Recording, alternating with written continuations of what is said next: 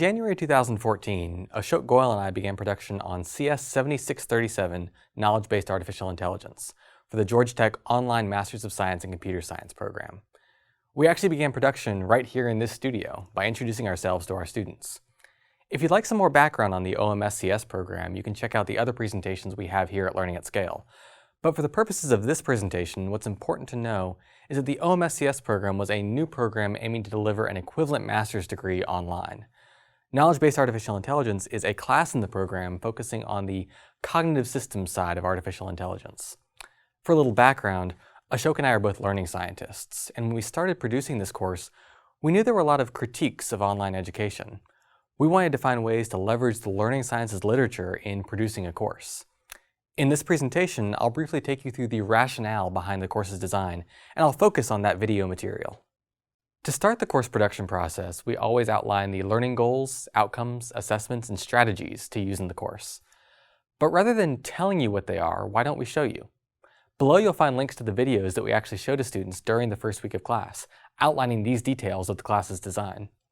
The Knowledge-Based Artificial Intelligence class is really focused on the class project that students complete. As part of the class, they implement an artificially intelligent agent that can solve an intelligence test. And much of the class is built around helping them on that class project. We adapted a model for constructivist learning environments in trying to build a course that supports this project. This model advocates for providing students with a collection of information to support them in whatever they're trying to produce.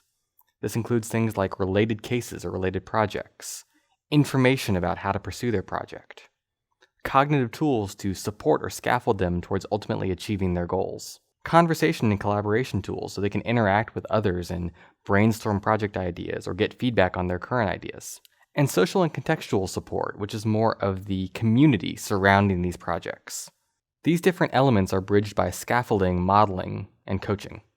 In Knowledge-Based Artificial Intelligence, we provide related cases in the form of case-based video lessons that'll be the focus on the rest of this presentation, as well as readings based around the projects. For information resources, we provide some recommended readings, some textbooks, as well as some videos or courses from around the web that relate to the course topics. For cognitive tools, we provide some interactive exercises that allow students to play around with the concepts they're learning, augmented by what we call nanotutors, which are very small artificially intelligent agents that give students feedback on their responses to those exercises. For conversation and collaboration, we try to facilitate a rich community experience in these online classes. We use Piazza discussion forums to facilitate a lot of that, but we also hold virtual office hours to replicate some of the on-campus experience, as well as suggesting some study groups or suggesting some community groups for students to join and participate in. And for social and contextual support, we try and build a student community of practice where students can feel empowered to share their ideas with their peers and get feedback. We use a peer feedback system that allows them to directly give their classmates feedback on their ideas, and more importantly, just see the kinds of ideas that their classmates are exploring. The project is broken into multiple phases to structure students towards ultimately achieving the final deliverable. And it's built in such a way that they can actually get live, automatic project feedback while completing the project. And finally, we also provide students some exemplary class assignments so they can see the best work done by their classmates. As I mentioned before, we were aware of some critiques of online education when we started developing this class. And as learning scientists, we wanted to make sure to do the best job possible. So we went to the literature and identified multiple strategies, multiple approaches that we wanted to use in developing our course. This was broken into 3 general areas. We had some instructional phases we wanted students to go through. We had some pedagogical strategies that would inform how we structure our video lessons. And we had some production guidelines to determine the way we wanted to actually film or produce our material. Borrowing from the literature, we used a model of lecture instruction that involves 4 phases of going through a lesson. We start all our lessons by activating students' prior knowledge of other topics we've had in the course or other things they may have experienced in their everyday life. We then demonstrate the concept with an accessible example.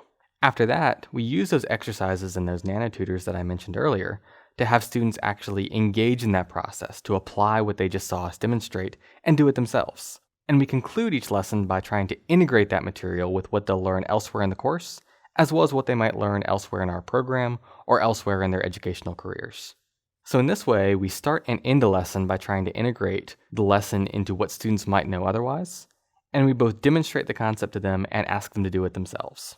We also made sure to implement 4 pedagogical strategies in the video lectures that we designed. The first is learning by example, where students are actually given examples of the concept to learn from. The second is learning by doing. That's that application phase I mentioned in the instructional phases, where students actually kind of get hands-on and interact with whatever they're trying to learn. The third is personalized learning, where students actually receive personalized feedback on how well they're demonstrating the concepts that we want them to learn. And the fourth is learning by reflection. We close every lesson by asking students to complete a personally reflective exercise where they try and integrate the material into the rest of the course, as well as things they might know from other classes they've taken or other life experiences. And then finally, we employed 4 production guidelines from some of the literature on good online courses to try and keep things entertaining and engaging to students while also keeping them pedagogically sound. We emphasize short videos so that students can easily keep track of where they are in a lecture and go back and navigate and find the material that they need to find instead of trying to parse through a single 45-minute video. We use tablet capture to try and recreate some of the intimacy of working with someone in person. In our course, you actually see Ashok and I pointing at things on screen or motioning to things as if you're sitting right next to us. We also use pair teaching in these videos to try and recreate multiple functional roles in the instruction process. Ashok often plays the instructor while I play the surrogate student, asking the kinds of questions a student in the class might ask if they were there in person. And this creates some nice conversation opportunities that are a bit more engaging to watch. And finally, because all the material is provided to students up front, they have all the control they need. They're able to watch all the lecture material at the beginning of the course if they want to. They're able to go back and rewatch lectures whenever they need to. And as a result, the video lecture material becomes more like a very high quality and interactive textbook that's always available for students to go back and look at. So we combine these 3 different areas, these 4 instructional phases, 4 pedagogical strategies, and 4 production guidelines in creating CS 7637 Knowledge-Based Artificial Intelligence. Altogether, the class has 26 lessons, including 2 introductory lessons and a wrap-up lesson. These lessons aren't just videos, though. There are 150 interactive exercises, each augmented with something we call a nanotutor. But instead of listening to me describe the exercises and the nanotutors and the videos, why not see them for yourself? Below is the link to the course, available for free at udacity.com. Sign up and see. I'd love to hear your thoughts, either at the conference or afterwards. We put a lot of thought into how we designed this course, but that doesn't necessarily mean that students are going to appreciate it. So what did students think about the course? At the end of every semester of Knowledge-Based AI, we give students a survey to respond to give us their thoughts on the course. In the first part of this survey, we ask them to agree or disagree with certain statements about the video material. They generally between agree and strongly agree that the lectures are informative and easy to understand. They generally agree that the exercises provided during the lectures keep them engaged in the lecture material, that it's better than just watching a series of videos. They enjoy actually getting hands-on and interacting with the material they're supposed to be learning. They generally agree that the feedback that they receive via these nanotutors in these exercises increases their understanding of the lessons. And finally, they strongly agree that the video lessons were valuable in helping them learn the class material. We also ask them to compare Knowledge-Based AI to other courses they may have taken, both online and in person. And we ask for that comparison based both on just the videos and the lectures, and based on the entire course as a whole, including the assessments, the discussions, the class activities, etc.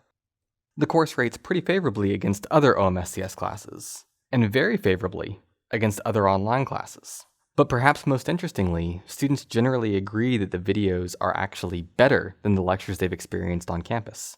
And what's most remarkable is that Knowledge-Based AI actually rates better compared to classes students have taken in person than it does compared to other OMSCS classes. And that's pretty remarkable because that suggests that students generally perceive these video lectures in OMSCS classes as better than the lectures and classes they've taken on campus. But what about the class as a whole? We also ask students to rate Knowledge-Based AI against other classes not just based on the video lectures, but based on everything, including the assignments and the discussions. Again, it rates pretty favorably compared to other OMSCS classes, and even more favorably compared to non-OMSCS online classes.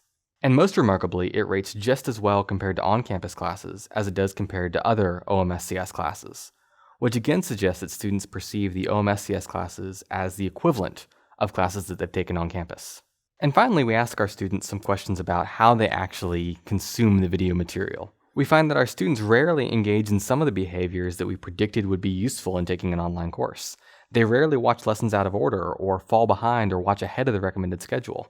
They rarely rewatch entire lessons to study, but they also rarely skip over those interactive exercises. And they rarely view the exercise answers after only one incorrect response. That means that students actually will take these interactive exercises and do them and retry them until they get the right answer. On the other hand, we find that our students often will rewatch portions of lessons after completing them. They won't rewatch the entire lesson. They'll also often repeatedly attempt exercises until they achieve the correct answers, although they also often achieve the correct answer to exercises on their first attempt. So what we see here is that some of the things that we predicted would be useful in an online course, like the ability to jump around in the lecture material or the ability to get ahead of schedule or fall behind if you need to, actually don't seem to be coming out that much. But a lot of the value delivered by these interactive exercises that we built in are really coming out quite strongly. We view this knowledge-based artificial intelligence course as a great success. We loved putting it together, and the feedback we've gotten from students is that they've truly appreciated the thoughtfulness that went into designing the course.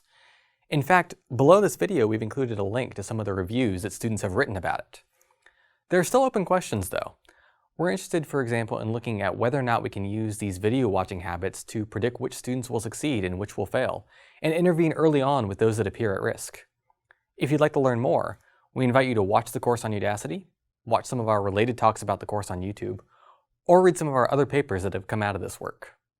Thanks for watching.